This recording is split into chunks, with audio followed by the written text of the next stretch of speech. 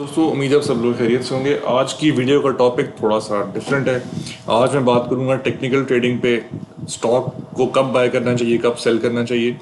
पिछली वीडियोस में मैं ज़्यादा बात कर रहा था कंपनीज के फंडामेंटल्स के ऊपर, उनकी इनकम स्टेटमेंट, बैलेंस शीट और जनरली कंपनीज के प्रोफाइल के ऊपर।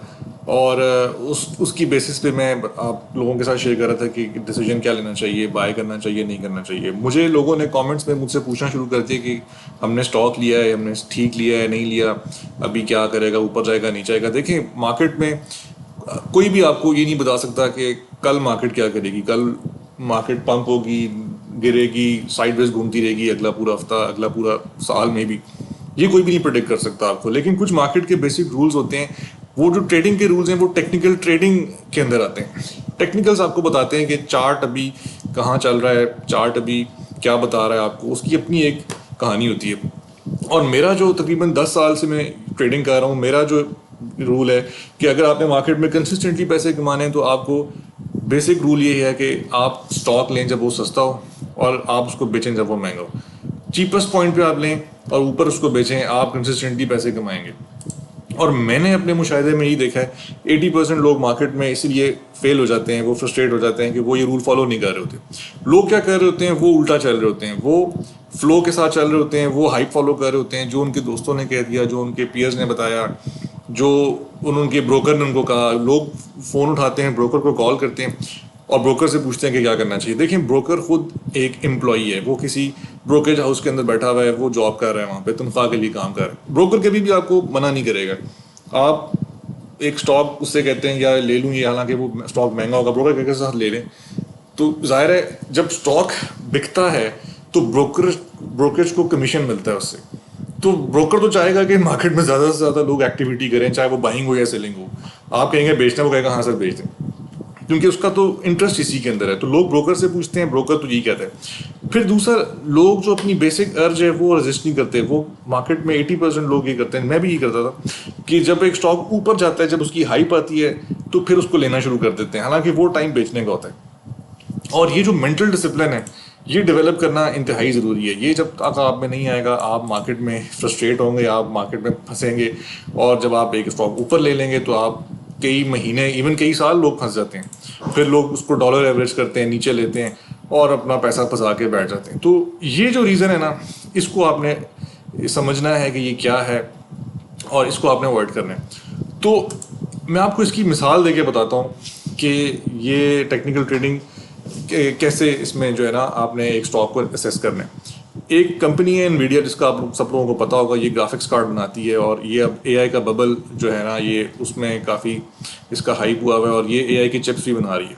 इस वक्त एनवीडिया का स्टॉक जो है वो अपने ऑल टाइम हाई के ऊपर है। वो $900 का स्टॉक है इस वक्त एनवीडिया का। $946 पे कल क्लोज हुआ है एनवीडिया। क्लासिक बबल स्टॉक है। आप इसका चार्ट खोल के देखें तो जो दिसंबर ऑफ 2020 में ये स्टॉक $100 से भी कम था, मतलब 2020 में कोविड के दिनों में, ये अब $100 का जो स्टॉक था ये अब $950 का हो चुका है। क्लासिक बबल स्टॉक है। इसने इन 4 सालों में ऐसा क्या किया है, क्या नई प्रोडक्ट निकाली है, कोई भी नहीं। वही प्रोडक्ट्स हैं, वही चीज़ है, सिर्फ एक हाइप है, एक मीडिया की बनी हुई है, उसको मेन स्ट्रीम मीडिया कवर कर रहा है। ये magnificent, so called magnificent 7 stocks में आता है। तो ये अपने इस वक्त बिल्कुल बबल के ऊपर गया हुआ है। $2300 इसकी स्टॉक की मार्केट कैप है। और सबसे मज़े की बात है कि अगर आप इसके फाइनेंशियल्स उठा के पढ़ें, आप अगर इसके जो हैं एनवीडिया के नंबर्स आप देखें, इनकम स्टेटमेंट से आप देखें, तो 2021 में 16 अरब का रेवेन्यू था, जो 2024 में चला गया तकरीबन जो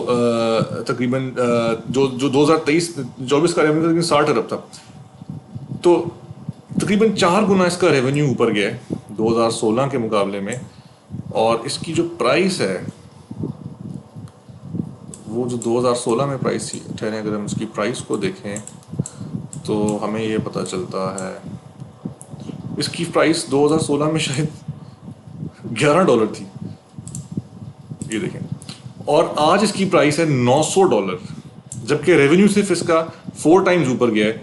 तो ये अगर उस तरह भी चलें तो इसका स्टॉक $200 से ऊपर नहीं बनता, बहुत ज़्यादा हार्ड है।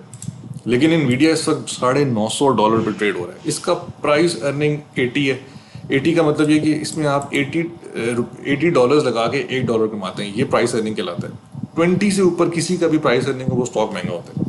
इसका डिविडेंड बहुत थोड़ा है, मैंने यहाँ पे लिखा है डजन पे, लेकिन पे करता है, लेकिन डिविडेंड बहुत ही कम पे करता है, लेस देन 1%। और ये क्लासिक डबल स्टॉक है। कंपनी नो डाउट बहुत स्ट्रांग है, कंपनी का एक प्रोफाइल है, कंपनी की एक हाइप है, लेकिन इसकी प्राइस अनफेयर है। और मज़े की बात है कि लोग अभी भी इसको बाय करते हैं। लोग मेरे से पूछते हैं ले लें, इनवीडिया लेना चाहिए, मैं तो मना करता हूँ, लेकिन लोग जाके ले लेते हैं। और मैं आपको बता दूँ, लोग जो ले रहे हैं वो फंसेंगे इसके अंदर। ये अब अपने कलैप्स की तरफ जा रहा है, इसकी प्राइस नॉर्मल होगी, ये ज़मीन पे आएगा, ग्रेविटी इसको खींचेगी वापस और ये नीचे आएगा। अब मैं आपको एक मिसाल देता हूँ ऐसी कंपनी की जो कि इनवीडिया का ऑपोजिट है।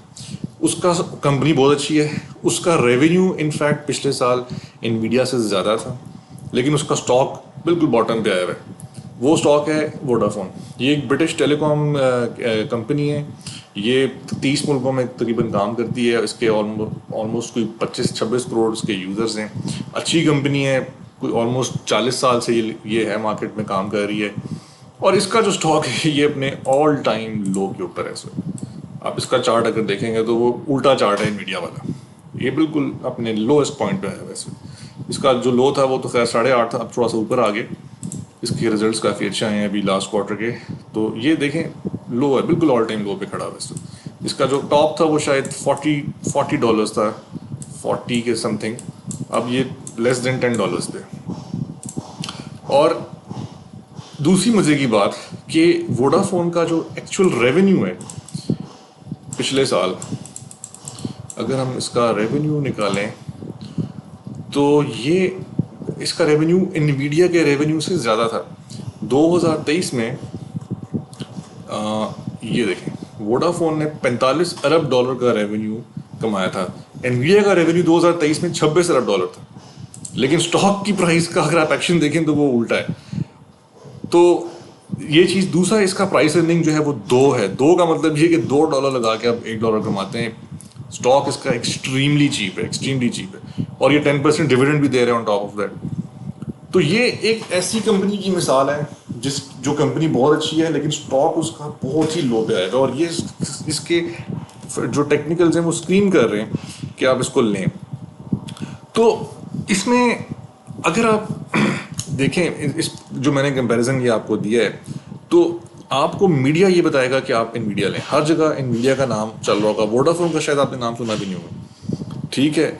लेकिन जो टेक्निकल्स हैं वो इस वक्त यही कह रहे हैं वो कि आपने वोडाफोन ख़रीदना है, आपने इनवीडिया बेचना है, ठीक है।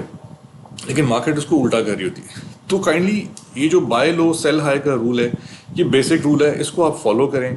अवॉइड करें स्टॉक जब वो मीडिया हाइप में आया हो, जब उसका चार्ट ऊपर गया हो, उसका चार्ट खोल के देख ही लिया करें कि वो कहाँ पे है इस वक्त। तो अपनी ये जो अर्ज है इसको रेजिस्ट करें, तो आपको कम से कम अगर प्रॉफिट नहीं होगा तो आप फंसेंगे भी नहीं आप। तो काइंडली अपने मुझे कमेंट्स में ज़रूर बताइएगा और मुझे फीडबैक लाजमी दीजिएगा। आपका फीडबैक मेरे लिए बहुत इंपॉर्टेंट है।